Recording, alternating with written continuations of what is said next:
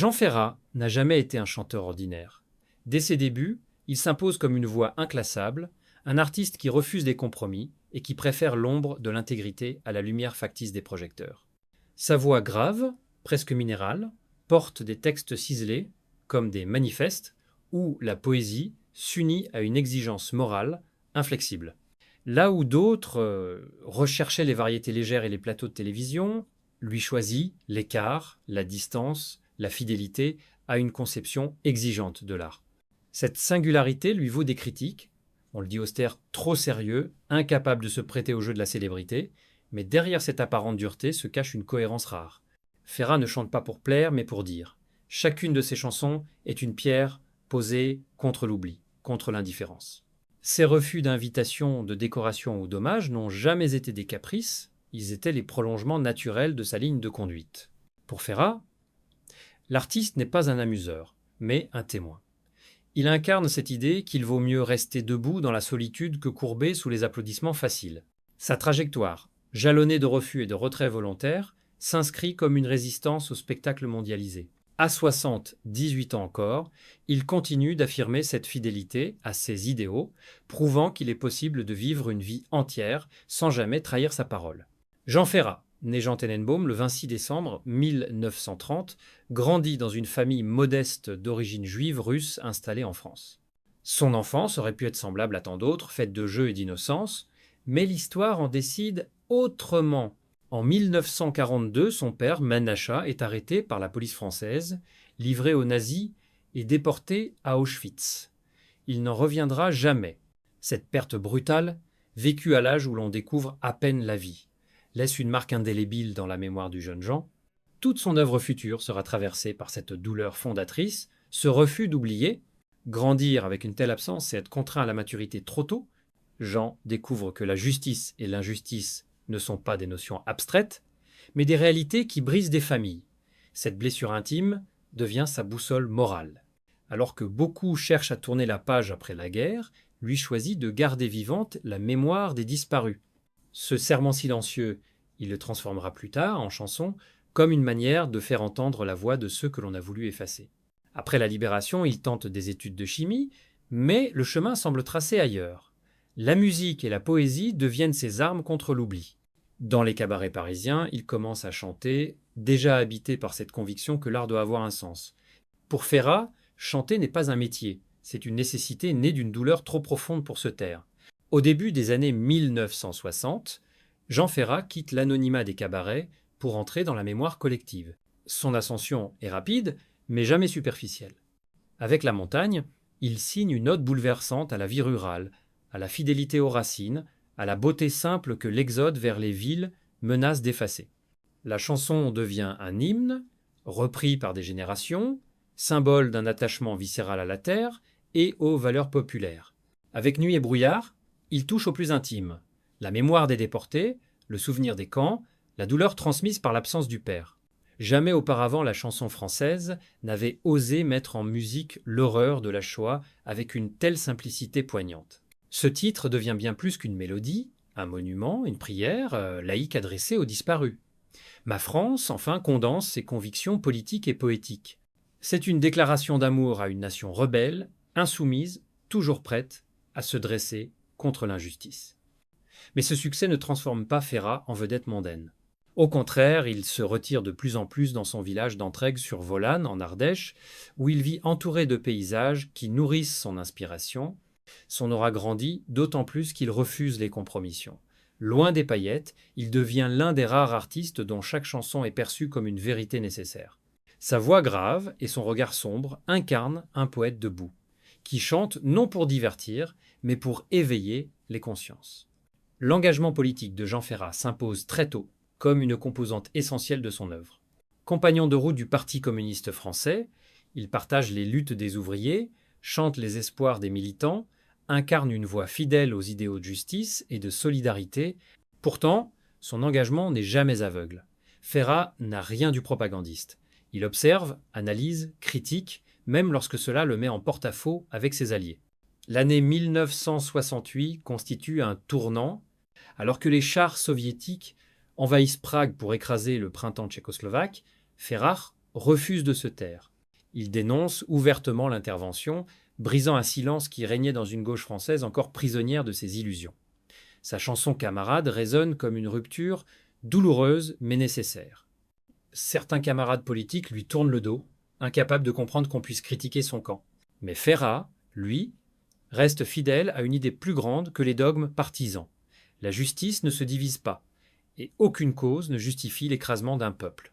Ce courage le place dans une position singulière, isolé des structures, mais respecté pour son intégrité.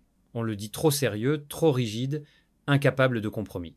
Lui y répond par ses chansons, où l'émotion et la lucidité se conjuguent pour former une parole libre. L'engagement de Ferrat ne s'exprime pas dans les discours creux, mais dans une poésie qui refuse le mensonge. En cela, il reste une figure rare, un artiste capable de se tenir debout même, face aux siens, au nom de la vérité. À mesure que son œuvre s'impose, Jean Ferrat entre en conflit avec les médias. La télévision, en particulier, devient le terrain de ses désaccords. Plusieurs de ses chansons sont jugées trop politiques et interdites d'antenne. L'exemple le plus marquant reste Potemkin, censurée par l'ORTF, au prétexte qu'elle évoquait une révolte trop sensible dans un climat international déjà tendu. Pour Ferrat, cette décision est une gifle. Il n'y voit pas un simple choix éditorial, mais une tentative d'étouffer une parole artistique dérangeante. Dès lors, sa méfiance envers les grands plateaux s'accroît. On l'invite, mais il refuse.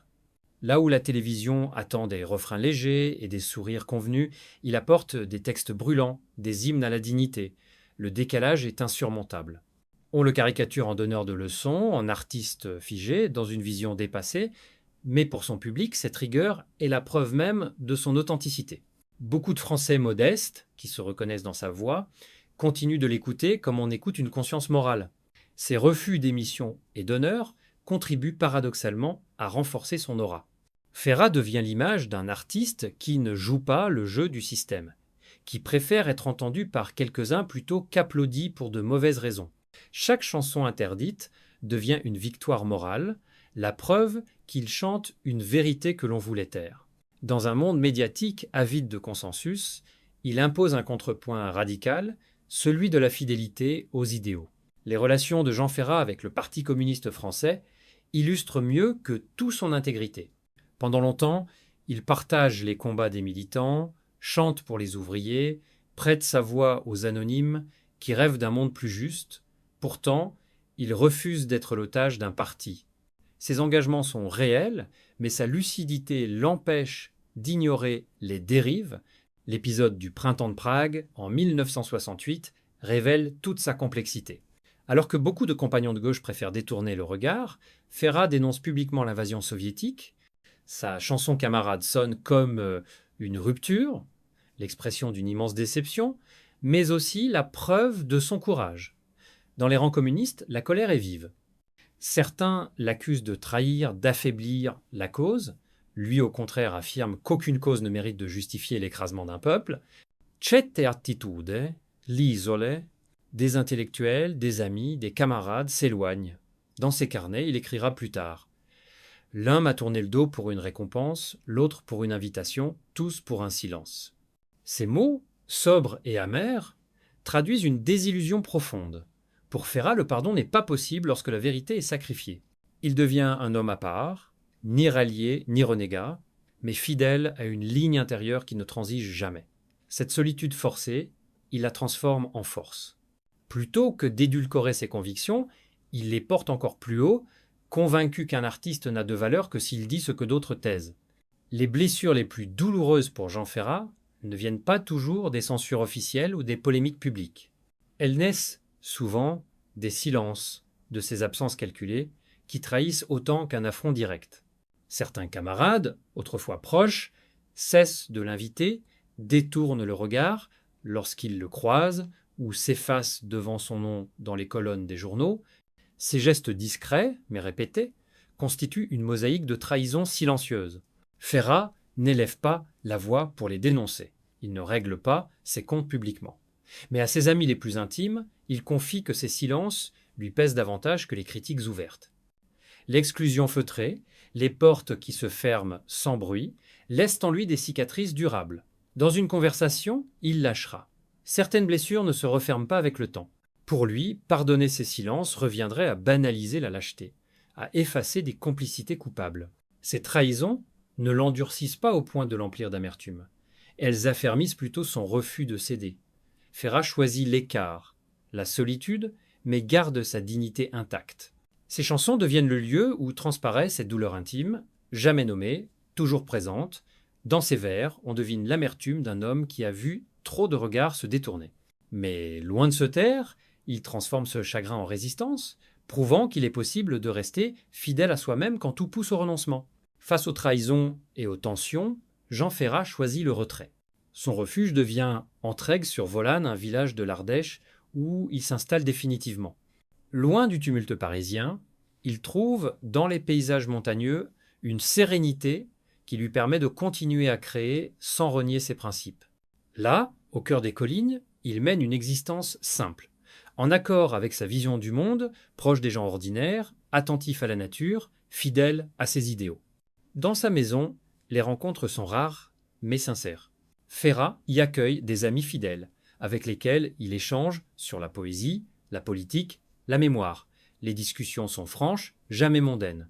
Il observe l'actualité, souvent avec sévérité, mais sans renoncer à cette lucidité qui le caractérise. Les médias l'ignorent de plus en plus, pourtant sa voix continue de résonner dans les foyers, ses chansons circulent comme des héritages transmis de génération en génération. Pour les habitants d'Entraigues, il n'est pas une célébrité, mais un voisin. Il croise un homme simple qui partage un verre, une promenade, un mot chaleureux. Cet ancrage rural devient un symbole, celui d'un artiste qui refuse la vie factice des salons parisiens pour rester au contact du peuple qu'il a toujours chanté. Son retrait n'est pas une fuite, mais un choix délibéré, une manière de proclamer que la vraie grandeur se trouve dans la fidélité à soi-même, non dans les honneurs. Le 13 mars 2010, Jean Ferrat s'éteint à l'hôpital d'Aubenas, à 79 ans. La nouvelle circule d'abord dans les médias locaux avant de remonter doucement vers la presse nationale. Aucune annonce officielle, aucun hommage d'État, comme si la République hésitait à célébrer celui qui n'avait cessé de la rappeler à ses manquements. Ces obsèques ont lieu 2 jours plus tard, dans le petit cimetière communal d'Entraigues, sur Volane. Pas de cortège officiel, pas de caméra, pas de ministre. Autour de son cercueil, on trouve des proches, quelques figures culturelles et surtout des anonymes, venus par centaines lui dire adieu. Dans les rues du village, le silence est lourd, ponctué de chansons murmurées. La montagne, ma France, c'est beau la vie résonne comme autant d'hommages spontanés. Une femme, en pleurant, confie « C'est lui qui nous a donné du courage dans nos luttes ». Une autre ajoute « Il n'a jamais cédé, même quand ça lui coûtait ». Ce jour-là, les voix simples remplacent les discours officiels. L'absence d'un hommage national choque certains intellectuels qui dénoncent l'indifférence des institutions, mais pour d'autres, cette sobriété est cohérente avec toute la vie de Ferrat. Un adieu, sans fanfare, fidèle à son refus des décorations.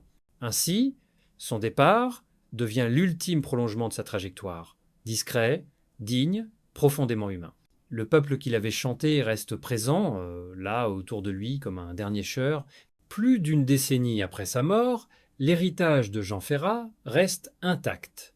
Ses chansons continuent d'accompagner les luttes, les fêtes populaires, les souvenirs intimes. Nuit et brouillard demeure un monument de mémoire, transmis dans les écoles, repris lors des commémorations. La montagne est chantée comme une prière laïque aux racines et à la fidélité, un rappel de la beauté des vies simples. Ma France résonne encore comme une déclaration d'amour à un pays rebelle et indomptable qui refuse de se courber. L'absence de pardon dans sa vie n'était pas un caprice, mais une ligne de conduite. Ferrat refusait de gommer les censures, les trahisons, les silences complices. Pour lui, pardonner aurait été trahir la vérité. Cette intransigeance forge aujourd'hui son image d'artiste intègre, poète debout, vigie morale. Il a choisi de rester fidèle à ses blessures plutôt que de céder aux illusions de réconciliation. Et c'est précisément cette fidélité qui fait de lui une légende. Peut-on reprocher à un poète de refuser l'oubli ? Son parcours laisse cette question ouverte, mais il prouve qu'un artiste peut marquer son temps en choisissant la vérité au détriment des honneurs. Dans chaque mot, dans chaque silence, de Jean Ferrat subsiste une exigence: ne jamais céder au confort du mensonge. Voilà pourquoi, plus de 10 ans après, sa voix résonne encore comme une cloche grave, rappelant à chacun que la dignité est une œuvre en soi.